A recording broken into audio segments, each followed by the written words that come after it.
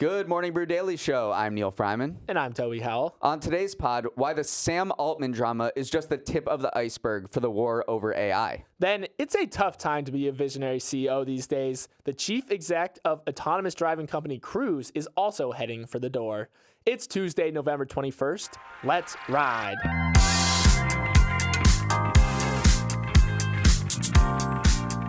Toby, tough news for everyone listening in London. It looks like you won't be getting a sphere anytime soon. Your mayor, Sadiq Khan, rejected a proposal by Madison Square Garden to create a Vegas-style sphere in East London, saying the light pollution from all those LEDs would be harmful to local residents. Guess when your city already has a globe, a sphere is kind of redundant. Of course the Brits couldn't handle it. That sphere is the embodiment of American access. I vote we erect one in every major U.S. city. New York, put it right in Central Park. St. Louis, right under the arch. Maybe one inside the Grand Canyon just for good measure. Let's just rub it in England's face. Okay, before I incur the wrath of King Charles, I want to give a quick shout out to our sponsor, Brex. This show would not be possible without our friends over at Brex, and that's why I love them. They are that silent behind-the-scenes star that lets your business and this podcast thrive. Yep, Brex increases compliance and efficiency so no employee is stuck trying to figure out if they can expense the pumpkin pie mix they picked up for Thanksgiving or not. So, can we? I wouldn't know because, you know what, Toby? I actually make my pie mix from scratch. God, I got to get an invite to your Thanksgiving one of these days. Maybe next year. But don't wait to check out Brex. Do that today at brex.com. We begin, where else, with OpenAI, and I'm sorry to break it to you listeners, the drama just keeps on escalating. Even though ex-CEO Sam Altman and President Greg Brockman were hired by Microsoft to lead a new AI division yesterday morning, OpenAI employees think they can ultimately get them back. So, they've staged a mutiny. Virtually all of the 770 employees at the company signed a letter calling on the board to resign and for Sam and Greg to be reinstated. They threatened to leave OpenAI should this not happen and potentially join Sam and Greg at Microsoft, which said it would be happy to hire them. Meanwhile, it doesn't seem like Sam and Greg to Microsoft is a totally done deal. These two would reportedly be more than happy to go back to OpenAI if the board that booted them meets employee demands and resigns. The Microsoft move seems like a way to buy time to see if these board members would succumb to the immense pressure. So the state of play as of 6 a.m. this morning, employee revolt at OpenAI and the Sam and Greg to Microsoft deal looks a lot thinner than it did yesterday. The big question, will the board capitulate? And I hope it's okay that we're on a first-name basis with Sam and Greg at this point. Oh, absolutely.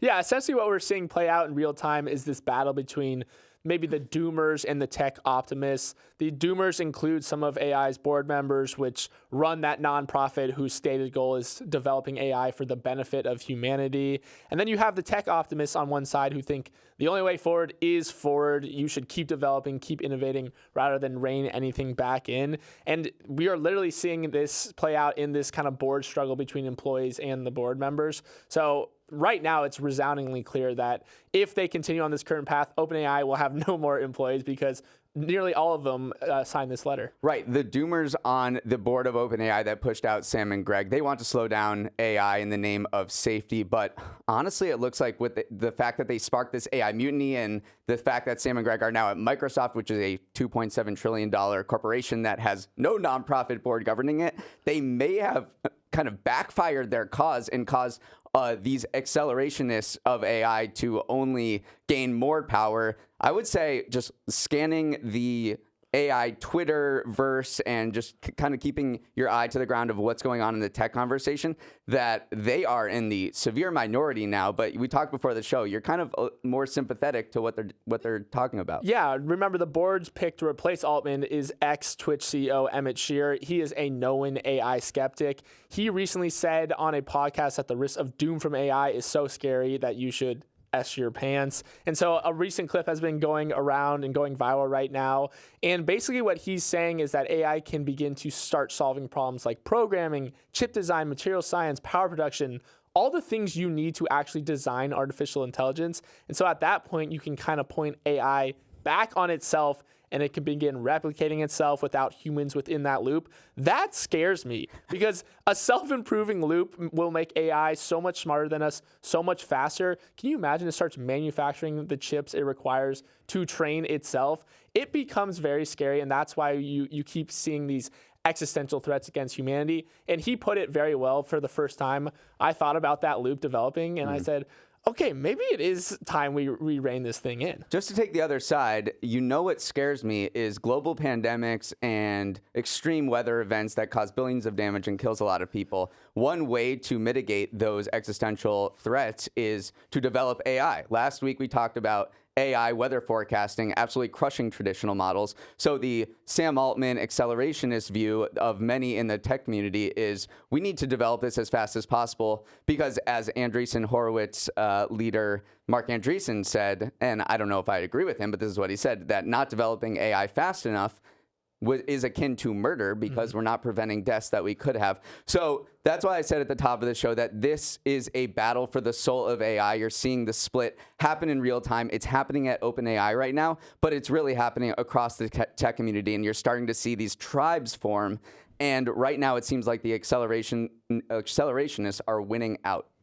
Right now, there's another battle going on. A driverless car company is also a leaderless car company right now. Kyle Vaught has resigned as CEO of Cruise, the self-driving car unit of GM, following a tough few months for the company. The move comes after a Cruise incident from October where a pedestrian was knocked in front of a Cruise car by another vehicle. The video shows the robo-taxi aggressively braking as it should, but the DMV's order of suspension found that Cruise withheld another 7 seconds of video footage that shows the robo-taxing attempting to pull over and dragging the woman another 20 feet in the process. It's obviously a very bad look for Cruise and led to California regulators pulling the company's permits to operate in the state.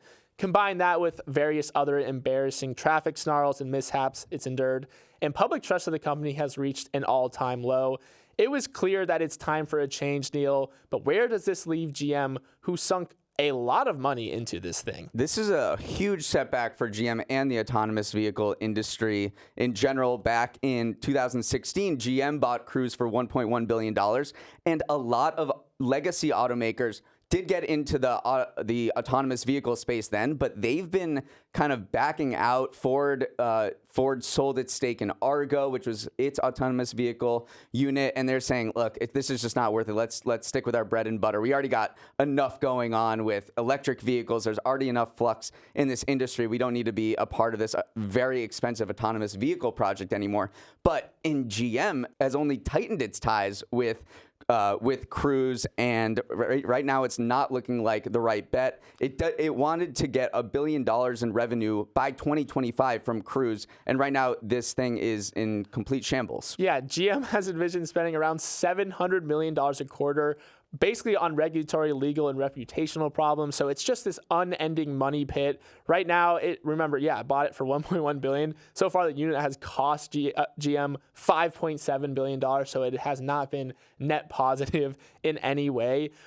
Let's talk about Vaught a little bit, the CEO who actually did step down. He actually is very Uber-esque in the way he approaches things. He wanted to bring as many cars to as many markets as fast as possible. He thought it was kind of this Uber Lyft scenario. Remember, Uber just wanted to blitzkrieg the market. They wanted to jump into as many cities as they could. He wanted to do that. But obviously, whenever you have any one of these public mess ups, it reduces trust. And right now, I think that's the biggest issue with Cruise is you see one of those cars around, no one likes it, no one wants to see it, and there's just no trust in that these can behave safely. This is the part of the Uber comparison he probably doesn't want us to make, but in 2018, an Uber self-driving car hit and killed a pedestrian in Arizona, and that led Uber to withdraw from the autonomous vehicle market. So I don't know, just these past few years, self-driving cars seem to be inevitable. They were making progress. They were testing on roads in California and Arizona and Texas.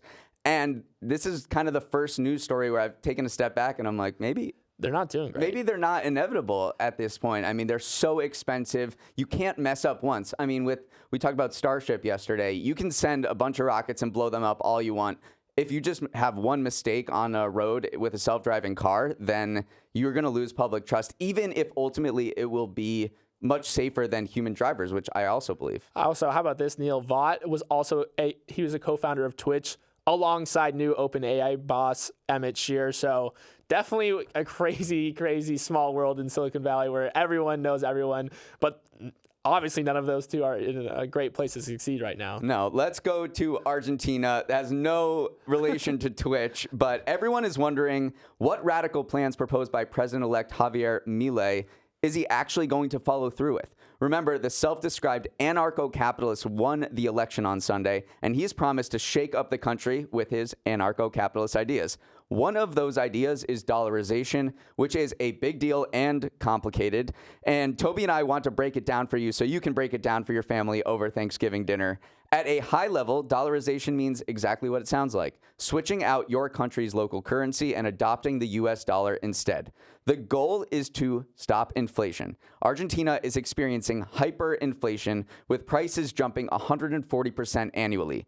Milei thinks that switching over to the dollar will drastically reduce inflation in Argentina because it strips away the power of the central bank to print money. You basically say, here, U.S. Fed and Jerome Powell, make all of our monetary policy decisions because we are not capable. And Milei would be more than happy to get rid of the peso. As the peso has plunged in value, he's called the currency worth excrement, and it melts like ice in the Sahara Desert. Vivid. So, Toby, you're a noted economist. Do you think this dollarization plan could work? I am a noted economist. Thank you, Neal. This is notable because even though a handful of other smaller nations like Ecuador, like El Salvador, like Panama have done this, no one truly on the size or scale of Argentina. And this is going to be very difficult to pull off. It's a huge financial challenge because the central bank would need enough dollar reserves to not only purchase all the currency currently in circulation, but also to provide a cushion to the banks in case maybe a bank run happens where people start trying to withdraw all their money. Also, Argentina is kind of broke. Economists say the country doesn't have the funds to carry this out at all. Right. In recent years, the country has kind of lost access to global debt markets as well, which is one way you could fund this. So even though Milei is coming with like, I'm going to pull this off, I'm going to dollarize the economy, tons and tons of financial challenges standing in his way. Yeah. Another reason that people say this is a bad idea is you lose, like I mentioned at the beginning, you lose your monetary sovereignty. You lose your power to do anything with your money. So right now, so they would rely on the Fed for all of this monetary policy, basically. And so right now we have very high interest rates in the United States. Well, what if Argentina does not need high interest rates right now? They need low interest rates to spur the economy. That mismatch creates a lot of problems. So experts say this is really kind of the option of last resort. This is the nuclear option when everything else doesn't work. And it's a true capitulation and admission of the fact that you can't get your own stuff in order, so you have to dollarize. And it is really the last resort that you should take because you lose all of the power to make your own decisions that would benefit your country. Mm-hmm. It's an option of last resort, but it's not a silver bullet. It's not going to fix any of the structural issues of your economy. The one thing it does do is it provides stability, which is what Argentina wants at this point, because right now, I mean, the peso, you have to take little duffel bags full just to do anything. And so a lot of people are saying that Argentina had already lost its monetary sovereignty, its authority to do what you want with your money, because if the money's not worth anything, then it is literally worthless. That's the definition of it. We should say in Panama, Ecuador, and El Salvador, where dollarization has happened, it's been generally pretty decent. Inflation has come down from soaring levels there to more manageable levels there. But those countries' economy haven't grown that much. So you could say, okay, but they brought down inflation, but it wasn't, like you said, this silver bullet that fixes all of their problems. All right, Neal, before we make the decision to dollarize this podcast, let's take a quick break. Neal, CEOs are obsessed with using the word choiceful in earnings calls, and I want to talk about it in today's edition of Toby's Trends, where I, a strapping Gen Zer who loves Hunger Games, educate you, a millennial who loves Harry Potter, about a new trend I have my eye on. We've all gone through the phase of learning a new word and using it constantly. Sam, our associate producer of this podcast, taught us slay, for example, and now we use it all the time. So far in earnings calls, choiceful is that word for CEOs. It has appeared in 15 quarterly earnings calls for S&P 500 companies this year, up from just 2 in 2021. It's their favorite word to describe things like consumer spending behavior or their own company strategies. Walmart CEO Doug McMillon used it to describe the average consumer who is trying to cut back on spending but is willing to splurge on stuff that's worth it. McDonald's CEO Chris Kopensky used the word to characterize the company's strategy on price increases, and I might use it to describe hair and makeup's decisions to come into work or not. But Neal, I think what's drawn CEOs to Choiceful is that it's reassuring to investors that they are making deliberate and particular moves to navigate through this year's unusual economy. It imbues trust without being overly committal. I like it, Neal. Choiceful. I hate it. It means nothing. It means multiple different things. That's the This beauty is of classic corporate gobbledygook. My question is, where did they find this word? Because it is rare. The Oxford English Dictionary says it appears 0.002 times per million words in modern written English, making it a part of a group of words that are not a part of normal discourse and would be unknown to most people, which makes it perfect for CEOs because they can say it and no one knows what they mean. That's what I'm saying. That's why I like it, is because they found this meaningless word that you can imbue with whatever you want it to mean. It is both saying that we are making decisions without being too committal at the same time, and it always implies a bit of a chance that you can change your mind. So that's why I think it's perfect, and we're only going to see it being used. I'm just I'm curious about where they heard it. Yeah, I know, because it was interesting because I wrote it in my Google Doc to prepare for this show, and it didn't give me the squiggly red underline. But then I actually went and right-clicked it and said define it. Nothing came up. It's not a word. Right, you have to go. The only word. one that says it is the Oxford English Dictionary. It doesn't appear in dictionary.com or anything like that. I just went through some of their quotes and replaced choiceful with better words that people would understand. So the McDonald's CEO said, certainly, given the inflation that we've experienced over the last year, we've tried to be very choiceful and disciplined on how we've executed those price increases. I mean, just say thoughtful. To be very thoughtful and disciplined on how we've executed those price increases. Or discerning. Like, choiceful means nothing. I love it. Okay, the world was informed of a potential catastrophe this week when the Telegraph reported that Aardman Animations, the famed stop-motion studio behind Wallace and Gromit and Chicken Run, was running out of clay. The report said that New Clay Products, which makes the specialized clay used by Aardman, shut down earlier this year when the directors retired and they couldn't find anyone to take it over. And that could put future productions from Aardman in jeopardy.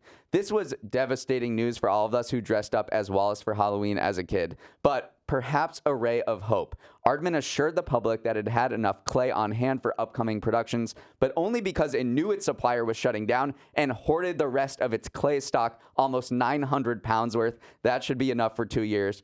Toby, I am calling on NATO to deploy forces around the warehouse that's currently holding the remaining clay. This could be the most precious resource we have on Earth right now. Absolutely. And this clay is amazing. Apparently, it's, quote, an animator's dream because it has the right pliability and ability to keep its shape, especially under hot lights of kind of this stop-motion animation movie set. And I went down a deep rabbit hole, obviously, watched some videos about one of the big challenges when making stop-motion films is keeping a consistent color of the clay itself, because remember, you're filming this thing over 1.5 years, so you can't just mix one batch and then use that for the rest of time. And the way that they pull it off is literally there's a color expert who just does it by feel, does it by eye, because he says the samples they receive from the factory vary in the amount of pigmentation they have. So he's sometimes adding some, sometimes taking some away. Can you imagine just eyeballing it? And you have to match it perfectly because you need continuity through the movie. Incredible process. This is not the most efficient way to make movies. No. You said it takes 1.5 years, and that's because each worker can produce a second of footage per day. That's crazy. So when you look at what's happening in animation, and you think, I just assumed everything was happening on computers, and then you read about Aardman and they're like, we don't have enough clay to make our movies. It's a real moment of reflection where you're like, these people are doing something that is absolutely fascinating. Yeah, and one of the, they were reminiscing about, on that Telegraph article, some of the animators said that it took them 4.5 months to produce a single 30-second scene. Can you imagine working on anything for 4.5 months and just seeing it for 30 seconds out there? But it makes the magic of the movie even greater. Now that I know about this, I'm going to watch Wallace and Gromit, and the big news here is that there's a Chicken Run sequel coming out in December, which I need to absolutely go to now. now that I know that it's made from this particular clay, Right. this might be the last movie ever produced out of clay because they're running out. They did say, though, that they have been innovating and they think that they found a replacement material for it. But yeah, that would be a good financial play, by the way, is you buy up the last remaining stock and say, hey. That's what I'm saying. This is valuable. We've talked about how olive oil is being stolen because it's so expensive. This clay is gray gold, I guess. Not even black gold at this point. Gray gold. All right, Neal, if you thought you had a good day yesterday, I bet you Liberty and Bell have you one-upped. Those are the names of the two turkeys President Joe Biden spared yesterday, continuing the White House tradition of pardoning some fowl before Thanksgiving dinner. Neal, this whole spectacle requires some digging into. First of all, these birds are huge, 42 pounds each. They came from Minnesota in a black Cadillac Escalade. They listened to music and other sounds as they traveled to prepare for the hoopla on the White House lawn. Steve Lykin, chairman of the National Turkey Federation, said that he, quote, can confirm they are in fact Swifties, and they do enjoy some Prince. But the National Turkey Federation, who is in charge of supplying the birds for the pardoning, doesn't just pop into Washington for a fun photo op. It's actually also a lobbying group. It's not a crazy big spender, but consistently drops around $150,000 a year, lobbying for things like animal drug regulations and food labeling. So, of course, the most American of holidays has a tradition put on by a lobbying group at the White House. Of course. There's a huge mystery around how this tradition started. There's a lot of lore. This is what DC people love to talk about. It goes back to even Abraham Lincoln, who allegedly pardoned a turkey around Thanksgiving after his son asked. The modern history of the turkey pardoning appears to have started in 1947 with Harry Truman when he was gifted a turkey in the post-war years. But over the subsequent decades, it didn't seem like these presidents actually pardoned the turkeys. They were photographed with them, but they ultimately ate them afterwards. And the pardoning didn't really get started until 1987 when Ronald Reagan. And what's interesting about the Reagan thing is that he kind of said it in an offhand remark because he wanted to distract from reporters' questions around the Iran-Contra affair.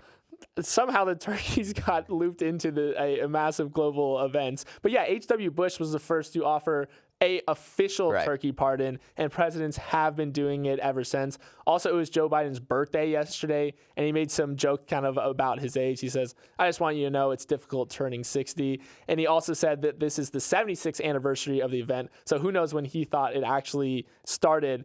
And he said, I want you to know I wasn't there for the first one. So he was, exactly. But I also want to talk about pardoned turkeys. Where do they actually go after they've been pardoned? Obama sent his to Mount Vernon. H.W. Bush sent his to Frying Pan Park in Virginia. And Liberty and Bell are going to the University of Minnesota. And oftentimes you see the president say things like they're going to live out the rest of their years in like quiet sanctuary. They're going to have great lives.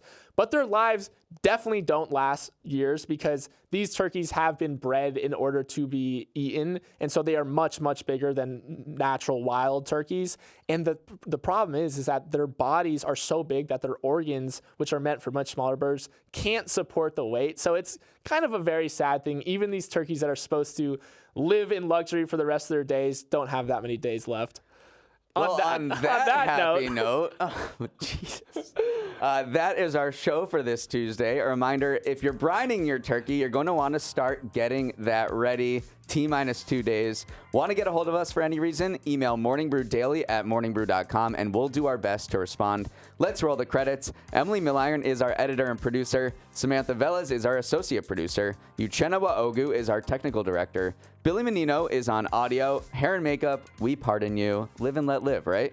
Devin Emery is our chief content officer, and our show is a production of Morning Brew. Great show today, Neal. Let's run it back tomorrow.